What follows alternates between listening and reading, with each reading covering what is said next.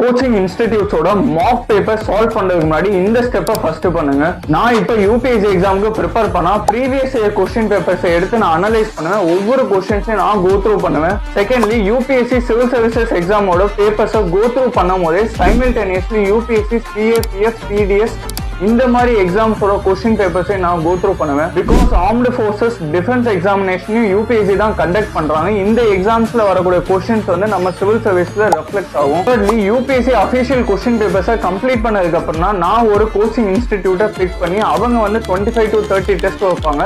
அதை நான் வந்து அனலைஸ் பண்ணுவேன், சால்வ் பண்ணுவேன். நம்ம கோச்சிங் இன்ஸ்டிடியூட்டோட மார்க் பேப்பர்ஸை அனலைஸ் பண்றது மூலமா நம்மளோட கரண்ட் அஃபேர்ஸும் அங்க கவர் ஆயிரும். பட் வெரி இம்பார்ட்டன்ட்லி ஒரே ஒரு கோச்சிங் இன்ஸ்டிடியூட்டோட மார்க் டெஸ்ட்டை மட்டும் சால்வ் பண்ணா மோர் தென் இனஃப்.